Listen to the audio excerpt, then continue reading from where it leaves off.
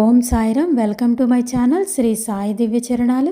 బాబాగారి అనుగ్రహంతో బాబాగారి భక్తుడైన కాకాసాహెబ్ దీక్షిత్ గారి కోసం తెలుసుకుంటున్నాం కదా. మరికొన్ని విషయాలు ఈ వీడియోలో తెలుసుకుందాం.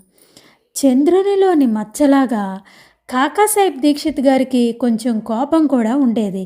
పనివారిని, ఇతరుల్ని కోప్పడేవారు. ఒక్కొక్కసారి చాలా కఠినంగా తిట్టేవారు. ఒకసారి బాబా చెప్తారు ఎంతో మృదువుగా, కాకా, నువ్వు ఎవరిని కోప్పడినా నేను బాధపడతాను. నువ్వు ఎప్పుడూ ఎవరి మీద కోపాన్ని ప్రదర్శించకూడదు అని చెప్తే అప్పటి నుంచి ఎవరిపైనా కూడా కోప్పడేవారు కాదు దీక్షిత్ గారు. మళ్ళీ తన ఊపిరి పోయే వరకు కూడా ఎప్పుడు బాబా గారు ఈ మాట అనిన తర్వాత ఎవరిని కూడా కోప్పడలేదటండి. అప్పుడు దాకా చిన్న విషయానికి ఎంతో కోపం వచ్చేదట. అలాంటిది తన సద్గురు ఒక చిన్న మాట చెప్పగానే ఎంత చక్కగా వారి దుర్గుణాన్ని తొలగించుకున్నారో చూసారా. అలాంటి విశ్వాసం కదా మనకి సద్గురు దగ్గర కావాలి.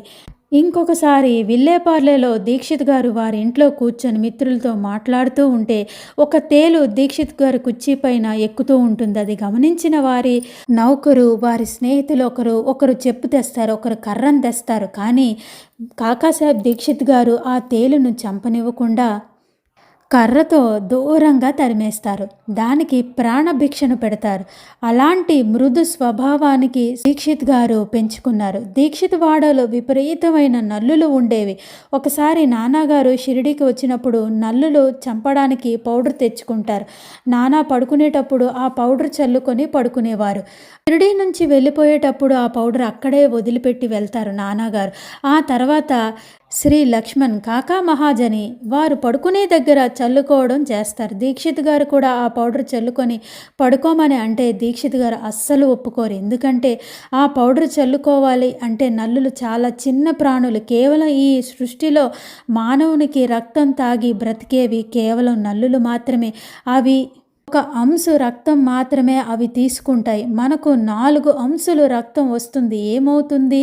ఆ పౌడర్ చల్లవద్దు అని చెప్తారు కాకాసాహెబ్ దీక్షిత్ గారు. ప్రతి జీవిలో కూడా భగవంతుణ్ణి చూసే గొప్ప తత్వం కలవారు కాకాసాహెబ్ దీక్షిత్ గారు. అందుకే సాయి భక్తుల్లో ఆణిముత్యంలాగా ఉండిపోయారు దీక్షిత్ గారు. సాహెబ్ దీక్షిత్ గారు మాటను విని ఎంతో ఆశ్చర్యపడతారు కాకా మహాజని. దీక్షిత్ గారు ఇల్లు విల్లేపార్లేలో అక్కడకు ఏ జీవి వచ్చినా సరే దాని కడుపు నింపేవారు. ఏ రోజు అతిథి లేని రోజు ఉండేది కాదు. ఒకరోజు దీక్షిత్ గారు భోజనం చేసేటప్పుడు ఒక పిల్లి వచ్చి కూర్చుంటే దీక్షిత్ గారు దాని కడుపు నిండా భోజనం పెడతారు. అలా 1 కాస్త 3 పిల్లులు, ఆ తర్వాత 9 పిల్లులు అయ్యి దీక్షిత్ గారు భోజనాన్ని కూర్చున్నారు అంటే చాలు ఆ పిల్లులన్నీ కూడా పళ్ళెం చుట్టూ మూగేవి. దీక్షిత్ గారు పళ్ళెం చుట్టూ ఆ పిల్లులకి తన పళ్ళెం నుంచి ముద్దలు తీసిపెట్టి వాటి ఆకలిని తీర్చిన తర్వాతే కాకాసాహెబ్ దీక్షిత్ గారు తినేవారు.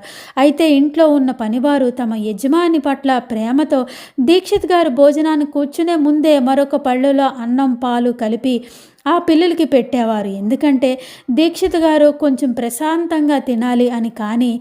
కానీ 2 పిల్లలు మాత్రం దీక్షిత్ గారి కోసం దీక్షిత్ గారి పళ్ళెం దగ్గరే కూర్చునేవి.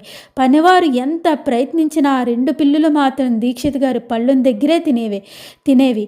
దీక్షిత్ గారు కూడా ఎంతో ఓపికగా వాటికి ఆహారం పెట్టేవారు.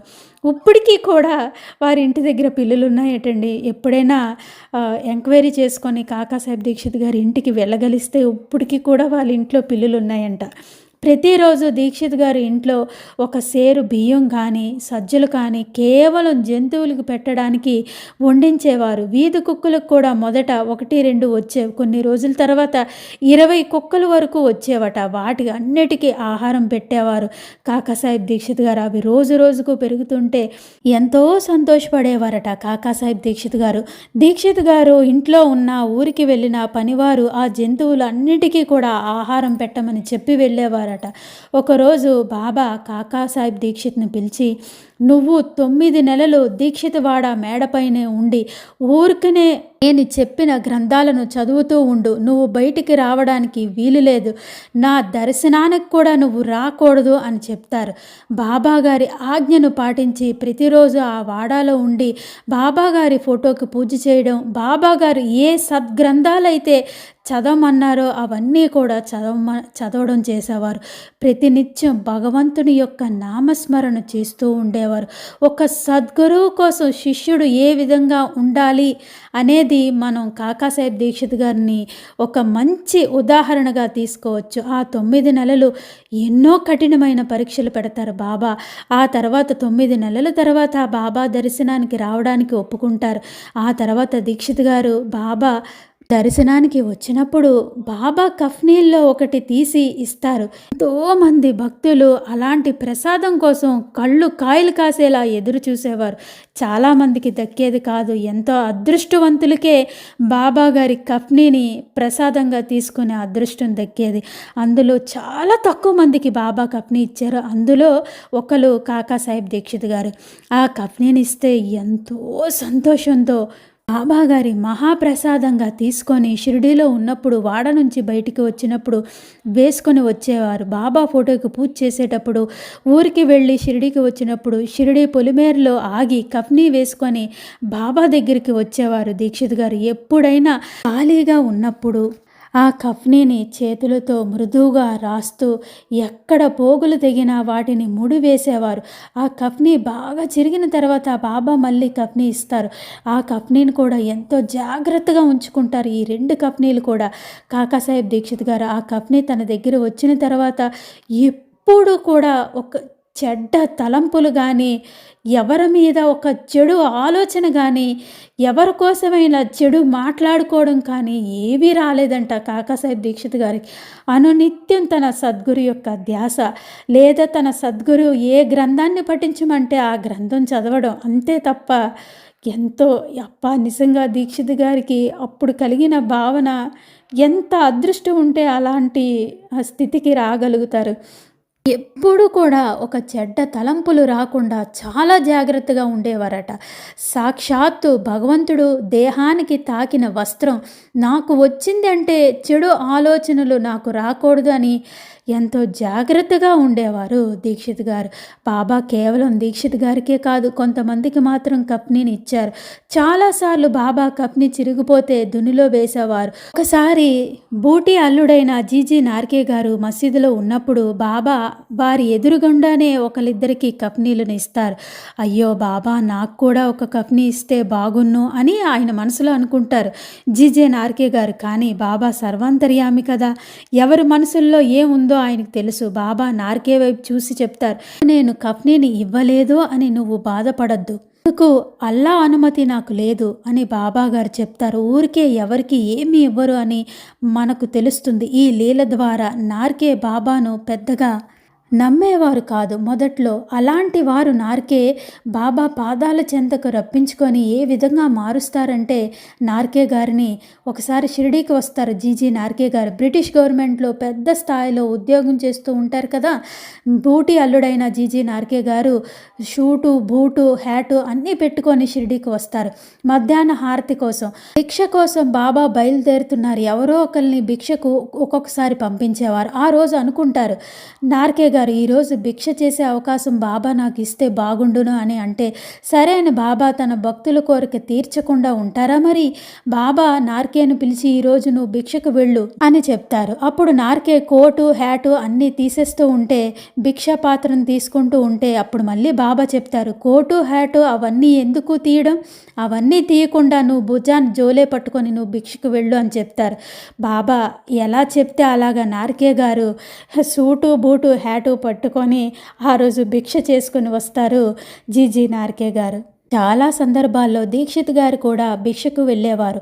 చాలా అరుదుగా కఫ్నీలను ఇచ్చేవారు బాబా. అందులో ఒకరు కాకాసాహెబ్ దీక్షిత్ గారు. ఎంతో ఎంతో ఎంతో అదృష్టవంతులు. నిజంగా 2 సార్లు కఫ్నీని తీసుకున్నారు. దీక్షిత్ గారికి భజన అంటే చాలా ఇష్టం. అంతేకాదు విల్లేపార్లేలో నిత్యం భజన చేస్తూ ఉండేవారు. సావిత్రిబాయి టెండూల్కర్ అందరూ కూడా భజనకు వచ్చేవారు. సావిత్రిబాయి టెండూల్కర్ గారు మీ అందరికీ కూడా గుర్తుండే ఉంటుంది కదా. 500 అభంగాలతో బాబా గారి మీద భజనమాల పుస్తకాన్ని రాస్తారు సావిత్రిబాయి టెండూల్కర్ గారు. అంతేకాకుండా వకులు పువ్వులతో ఎంతో భక్తిగా 2 గంటలు 4 గంటల సేపు బాబాకు పూజ చేసేవారు. ఆవిడే సావిత్రిబాయి టెండూల్కర్ గారు. వారు వీరు ఇరుగు పొరుగు వారు. కాకాసాహెబ్ దీక్షిత్ గారు, సావిత్రిబాయి టెండూల్కర్ గారు ఒకే వీధిలో ఉండేవారు.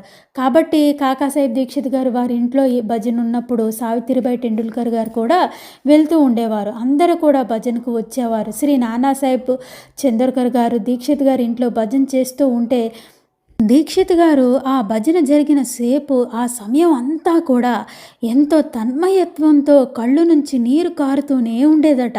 దీక్షిత్ గారికి పూర్తిగా మైమరిచిపోయేవారట. దీక్షిత్ గారు బాబాకు కూడా భజన అంటే చాలా ఇష్టం. చాలాసార్లు షిరిడీలో చావడి ఉత్సవం అయిన తర్వాత చాలామంది భక్తులు భజన చేస్తూ ఉంటే బాబా గారు కూడా ఆ భజనలో పాడేవారు. మొదటి రోజుల్లో బాబా ఎక్కువగా కబీర్ కథలను పాడేవారు.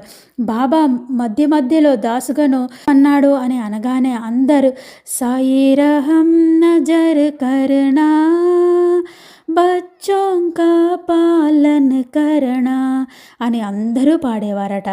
అలా అడిగి మరీ పాడించుకునేవారు బాబా.